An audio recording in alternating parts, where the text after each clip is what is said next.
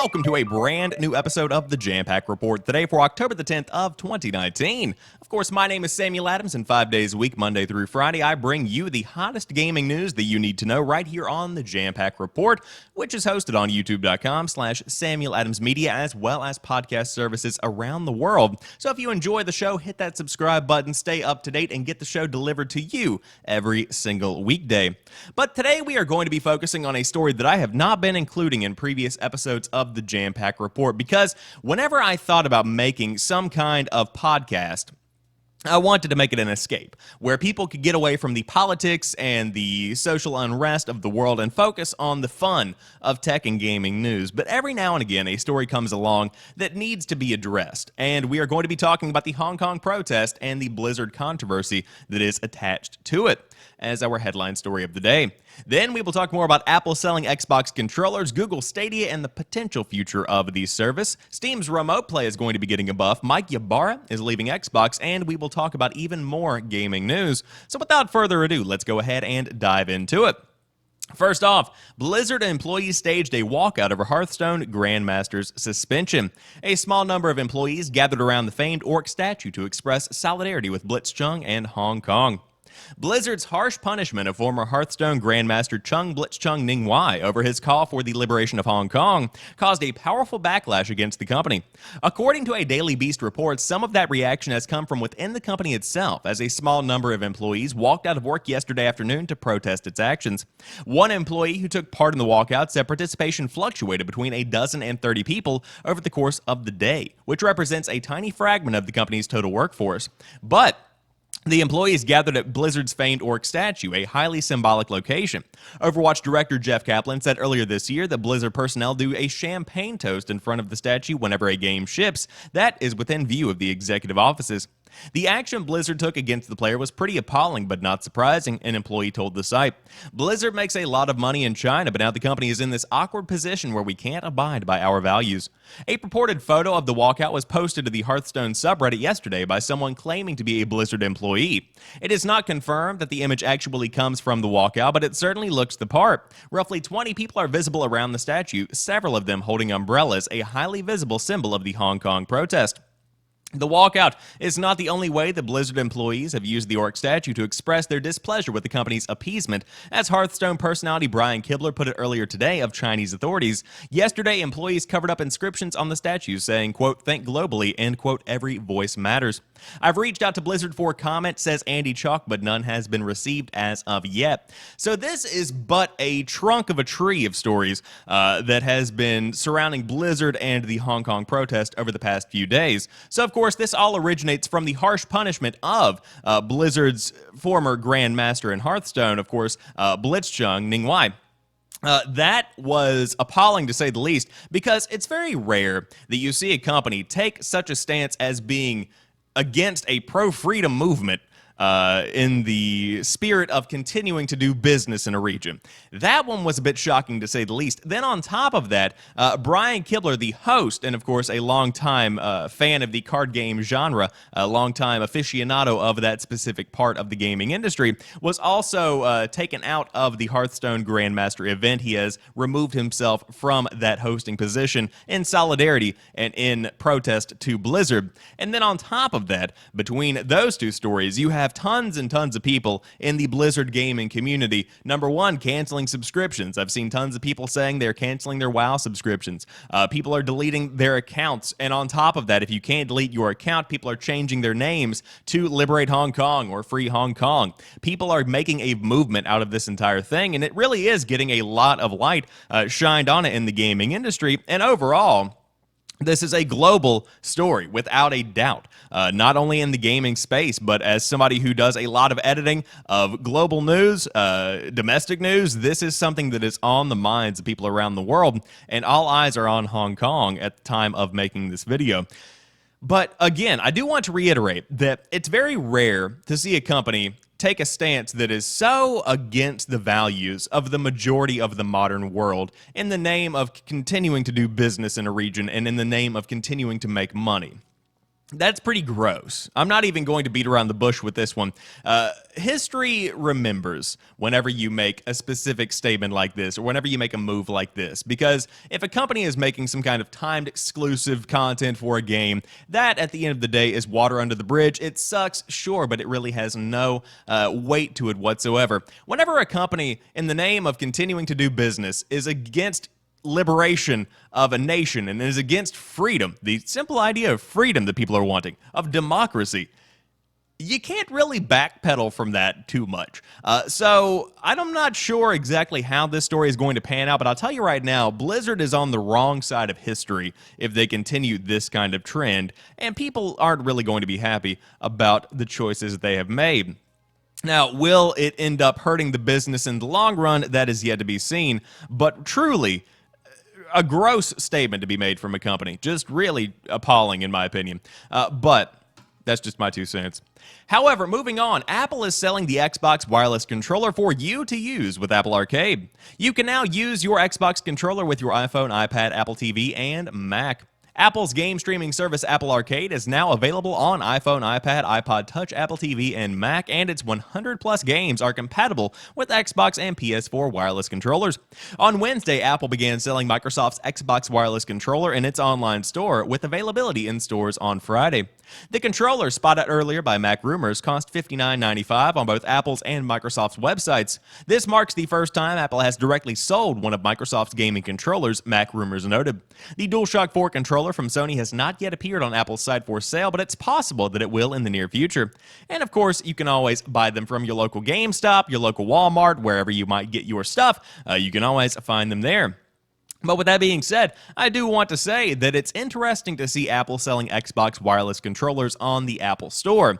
And I'll say that I am pleasantly surprised that they didn't end up developing their own controller, the Apple controller that inevitably would cost upwards of $100.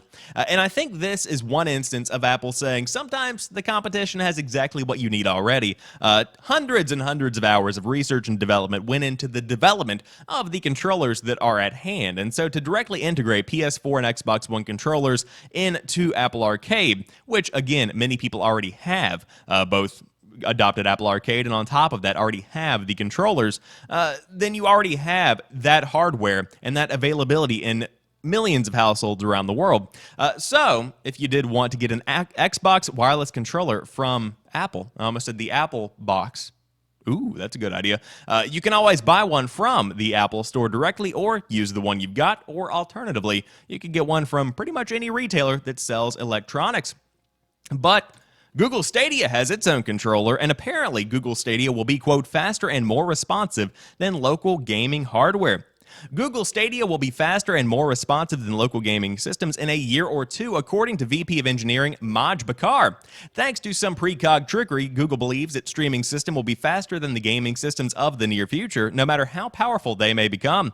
But if the system is playing itself, does that really count? Speaking with Alex Wiltshire in Edge Magazine number 338, Google's top streaming engineer claims the company is verging on gaming superiority with its cloud streaming service, Stadia, thanks to the advancements it's making in modeling and machine learning. It's even eyeing up the game performance crown in just a couple of years. Ultimately, we think in a year or two, we will have games that are running faster and feel more responsive in the cloud than they do locally, Bakar says to Edge, regardless of how powerful the local machine is. This would be achieved using Google's homegrown streaming tech, which it's been teasing ever since Stadia was first announced late last year with Project Stream. The company believes its tech is capable of overcoming the hurdles presented by over-the-web gaming, despite its extensive web of data centers sitting potentially hundreds of miles away from a user. Specifically, Bakar notes Google's negative latency will act as a workaround for any potential lag between player and server. This term describes a buffer of predicted latency inherent to a Stadia player's setup or connection, in which the Stadia system will run lag mitigation. This can include increasing FPS rapidly to reduce latency between player input and display, or even predicting user inputs.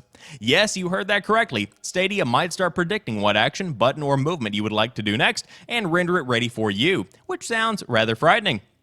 So, does that count as the fastest system if technically some clever algorithm is anticipating your actions for you? We have received a heads up thanks that negative latency powered by a data center's worth of compute silicon may offer future cloud gaming systems flexibility to anticipate the likely action of a user and ensure a speedy response ready for that potential eventuality. Whether or not a player takes the anticipated path or another entirely remains dependent on local player inputs. This flexible approach is possible due to the sheer massive power available on a cloud gaming service, the likes of which is far beyond that of any local system. But it still relies on the tech maturing to a point that enables game devs to implement it. Google is plenty confident in Stadia with its delight in users, and in my own experience, the author says, with the tech back at E3, I didn't notice any actions going awry. However, that was in a Google-approved environment, and we will have to wait until Stadia's launch this November to find out how efficient Stadia's streaming algorithms are in the real world. And so, we have what appears to be a promise of being faster and more responsive than local gaming hardware in a year or two from a pretty big wig over there at Google's Stadia service. So will it? That's the big question here, and I don't think there's going to be an answer until we literally get our hands on it and see how the service begins to grow and evolve. But at the end of the day, I don't know that the gaming community is ready for this kind of service. I think that people are still hung on the idea of having a piece of hardware, which is why the next generation of consoles, the Xbox, whatever it may be, the Project Scarlet, as it is codenamed right now, and PlayStation 5, these are going to be big hits yet again because people are used to going out and buying a $400 or $500 console every roughly 6 to 7, maybe even 8 years to get the newest and greatest gaming tech. And so to be able to simply buy a Founders Edition or even for free dive into Google's Stadia base service next year whenever that launches, that's going to be a bit jarring, and I'm not sure people are going to be mentally prepared for that, even if the tech is in fact there and even if it is in fact good. Now, the more that I've thought about Google Stadia, the more that I've gotten behind the concept, because as somebody who works a lot and does have a lot of downtime at work from time to time, it would be very cool to be able to go into any computer that has a Google Chrome browser and just start playing whatever game I was playing at home before I left. That sounds like something that would be very intriguing to me and something that I would certainly get behind without a doubt. But regardless, we will see what happens with Google Stadia when it launches next month. I anticipate some, bumps in the road as the service does begin to kind of find its own. But at the same time, exciting to see just how far it has come in a very short period of time. Because I did play Google's Project Stream last year, and I must admit, I was very impressed. It looked better than the PS4 version of the game when I was playing Assassin's Creed Odyssey, and I noticed no input lag whatsoever. And that was Project Stream. However, let's talk more about remote play, which is sort of kind of like Google's Stadia in a way. I guess, I suppose. I'm no engineer. But Steam's Remote Play Together will give online support to local multiplayer games. Valve is set to add a useful new feature to Steam. Called Remote Play Together, this functionality will give online support to local-only multiplayer games via a system similar to Parsec, a kind of VPN service. The news came from the Steamworks website, which showed an imagine explaining. I think this should be image? I have no idea. The news came from the Steamworks website, which showed an image explaining most of the details for how this feature will operate. While this may not have extensive reach for most people, it does ensure that a lot of games will now be playable with friends far away. While I will always prefer local multiplayer for its lack of latency, the author says, sometimes life prevents you from meeting with your friends directly. Instead of shunning the outside world, now you can connect with your buddies on titles that don't even directly support online play. That is pretty wild.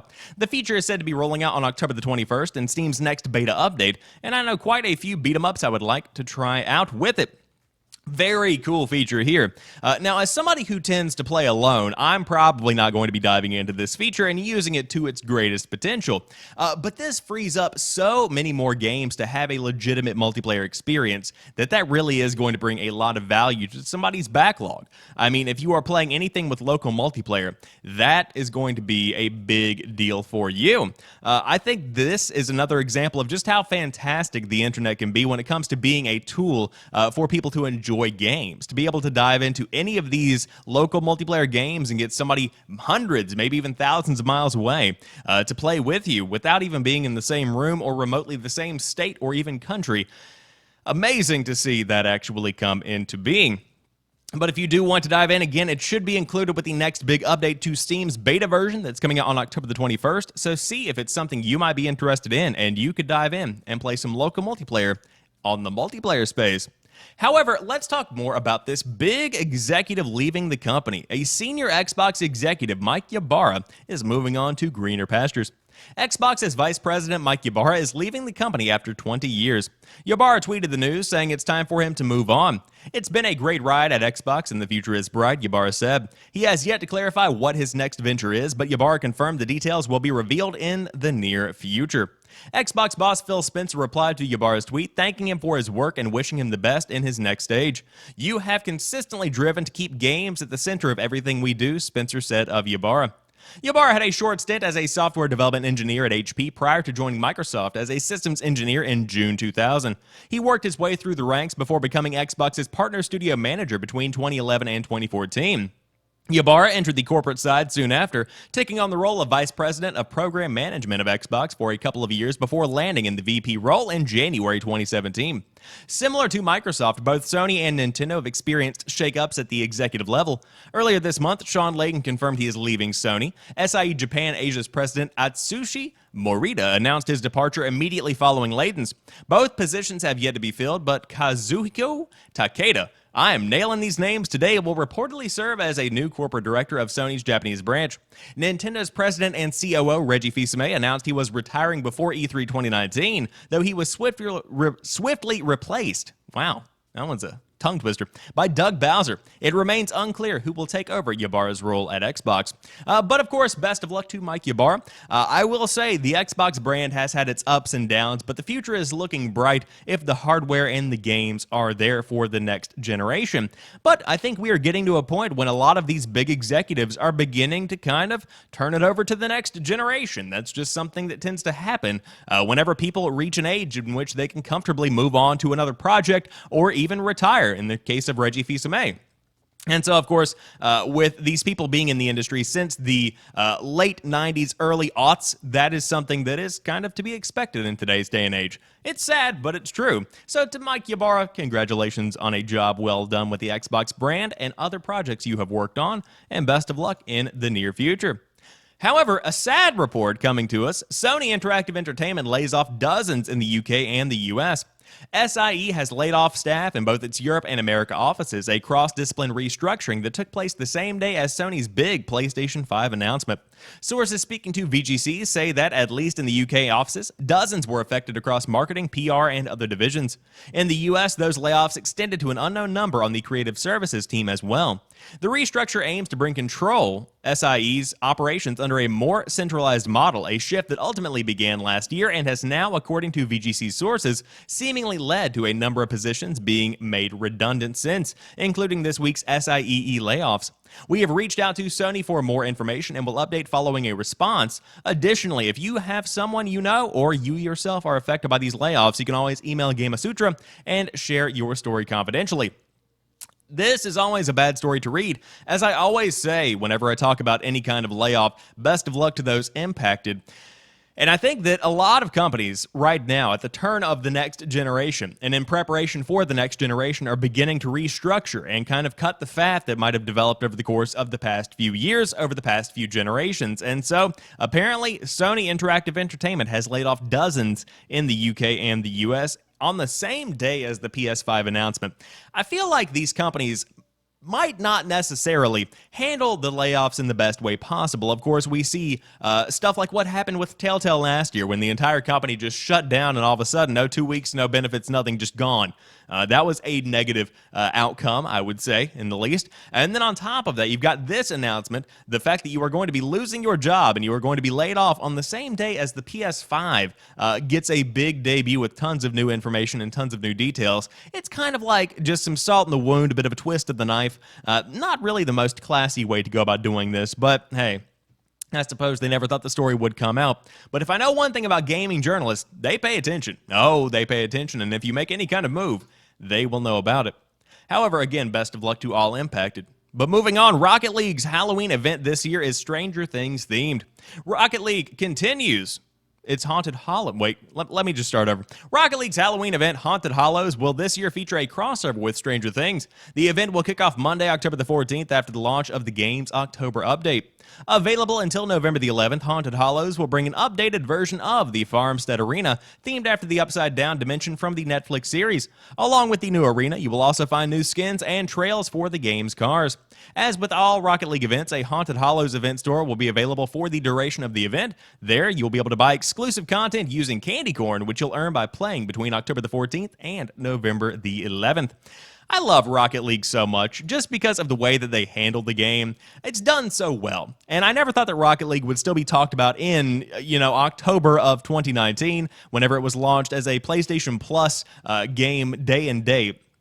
Blew my mind that it still continued to be around and still is a prominent piece of gaming culture. I mean, tons and tons of people still continue to play the game, and for good reason. It's a fun game. And so if you do want to dive in, again, this is going all the way until November the 11th, starting October the 14th. If you do want to dive in and go to the Upside Down in the world of Rocket League, and you can always get some pretty cool skins along the way. But if you don't want that and you want to shoot some stuff, EA really wants you to play Battlefield 5. There are 3 free weekends incoming. Battlefield 5 will be free to play on PC on 3 different occasions in October. As part of Battlefest celebrations this year, Battlefield 5 is hosting free trials on PC on not 1, but 3 weekends this month. Each weekend will focus on a single multiplayer game mode on select few maps. Battlefield 5's entire single-player campaign, however, will be available to play during all 3 weekends. Outside a limited in-game tutorial for Squad Conquest designed for new players, you will only be able to play on the designated maps and modes for each weekend, and it all kicks off this weekend. The first trial takes place October the 10th through the 13th with a focus on Rush. You will be able to play Rush on the recently released Operation Underground map, of course, modeled after Operation Metro from Battlefield 3. And then on top of that, as well as maps set in Rotterdam, Narvik, and Mercury. Conquest takes over the following week between October 17th and the 20th. DICE wants to highlight the infantry combat that week, so your selection will be limited to infantry-focused Conquest maps on Underground, Rotterdam, Devastation, Merida, and Arras. The final weekend is scheduled for the 24th through the 27th. Grand Operation is the mode of choice with 3 different phases of Twisted Metal, Narvik, Hamada, Rotterdam, and Panzerstorm maps available. All progress made during any of these free weekends will carry over to the full game should you buy it. And to top it all off, you will even be able to earn rewards for participating in these free weekends, such as weapons and gadgets. And of course, you can download the game on Origin and preload it starting today. Very cool to see 3 free weekends. Again, I stand behind Battlefield 5 as a really good Battlefield game. Of course, the heyday of Battlefield was in Battlefield 3, Battlefield 4. Those were the good old days. And since then, things have been kind of on a rocky path. But I will say I enjoy Battlefield 5. I still return to it from time to time. And I might even dive back in and play some of this because it seems like a ton of noobs are going to be playing. And that sounds like a good time to get some XP. Oh yeah, baby, let's go. But that rounds out today's episode of the Jampack Report. Of course, if you enjoyed this one, drop me a like down below and let me know what you thought about the stories for today. But if you want to stick around for more episodes, hit the subscribe button on youtube.com/SamuelAdamsMedia or a podcast feed of your choosing and get the show every single weekday, Monday through Friday. But until tomorrow, you guys have a phenomenal rest of your day. I will talk to you soon, and peace.